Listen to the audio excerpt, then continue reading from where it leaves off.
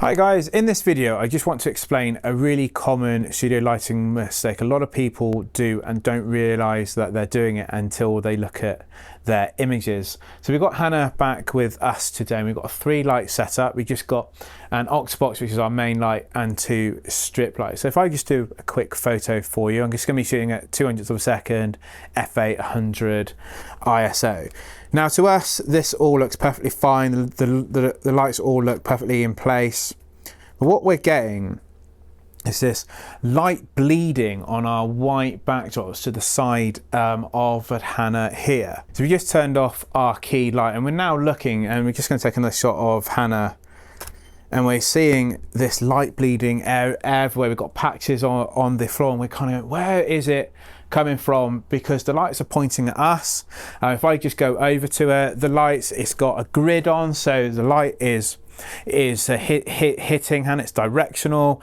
This light can no way be hitting there, but it is. What is actually happening is so common is when you put a lighting modifier, you can often forget to cover the sides of it, and it happens so often you cannot believe. So you've got to make sure all these are tightened up, because what these flaps do, they stop light leaking from the back onto our backdrop.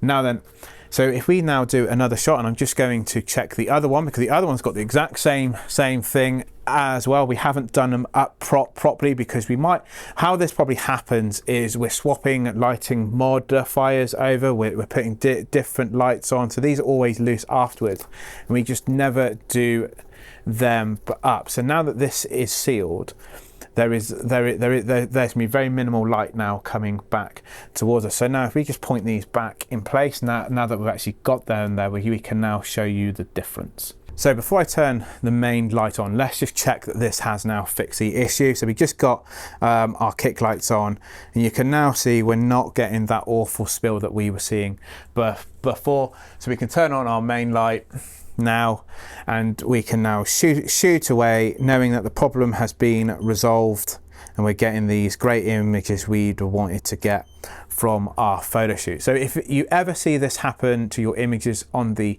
backdrop, just make sure that the flaps on the back of your lighting modifier are all taped up or velcroed up. Some lighting modifiers may not actually have this. So what you will actually find is some more modifiers won't actually do this, but if you do have ones like the example below, that's what's happening when you don't do those flaps up. And it's a common mistake found in studio lighting.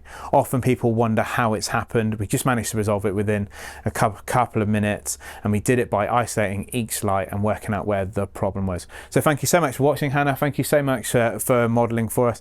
Please consider liking and subscribing, and I'll see you all in the next video.